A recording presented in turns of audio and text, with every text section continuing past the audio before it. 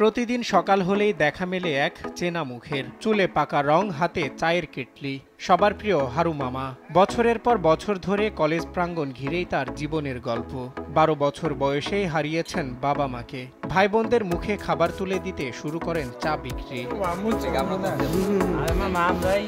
সেই শুরু আজ 4 দশক পেরিয়ে।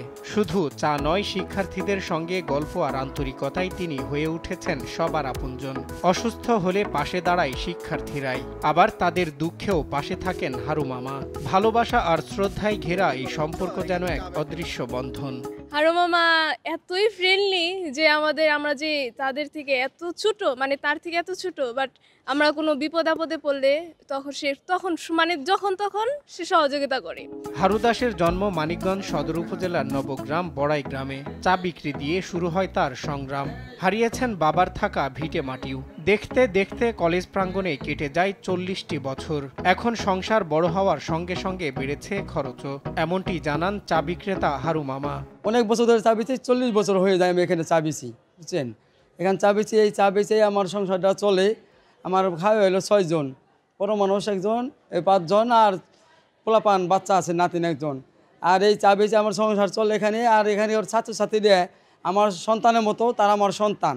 সবাই তো আমার হাতের চা খেয়ে এনে বড় হয়েছে। অনেকে চাকরি বাড়ি করে সচিব হয়েছে, অনেকে গেছে এখানে, এইভাবে আছে আর কি। আর আমার যদি সবাই একটু আমার দিয়ে তাকায়, একটু সহযোগিতা আমাকে করে, তাহলে আমার একটু ভালো হয় আর কি। মামা আমার বাড়িও নাই, ঘরও নাই, আমার কিচ্ছু নাই। আমার শুধু বাসা ভাড়া থাকি আমি কষ্ট করে। আমার বড় অসুস্থ মানুষ হয়ে তাও বাসায় কাজ করে খায়, আমার কিছুই নাই বর্তমান। শিক্ষার্থীরা বলেন হারু মামার চায়ে যেন জাদু আছে।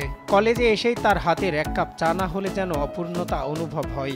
একই সঙ্গে তার চায়ের স্বাদ নেন বিভিন্ন শ্রেণী পেশার মানুষ। তাই এই হারু মামার খোঁজ নেওয়ার আহ্বান জানান বর্তমান শিক্ষার্থীরা। হারু মামা হলেন একজন মাটির মানুষ।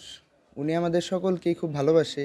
কলেজে আসার পরেই তিনি প্রথমে আমাদের খোঁজ খবর জিজ্ঞাসা করে যে মামা কেমন আছো, যে তোমার বাসার সবাই ভালো আছে কিনা, এরকম অনেক কিছু জিজ্ঞাসা করে।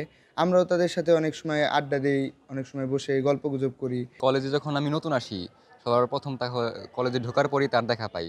সে চা গরম করে বাইরে দিয়ে তার চার কেটলি নিয়ে ঘুরে বেড়ায় আর সবাইকে চা খাওয়ার জন্য বলে। আমরা তারপর তার চা খাওয়া শুরু করি এবং চা খাওয়ার পর আমরা বুঝতে পারি তার চার মধ্যে একটা আলাদা ভাব আসে। চায়ের সঙ্গে হাসি, আন্তরিকতা আর পরিশ্রমের এক রূপ যেন হারু মামা। 40 বছর ধরে এভাবেই গড়ে তুলেছেন এক অন্যরকম সম্পর্ক। তার এই নিষ্ঠা ও আন্তরিকতায় মুগ্ধ কলেজ প্রশাসনও। ইনি আমাদের এই সরকারি দেবেন্দ্র কলেজের এই স্টুডেন্টদের প্রাণ বলা চলে।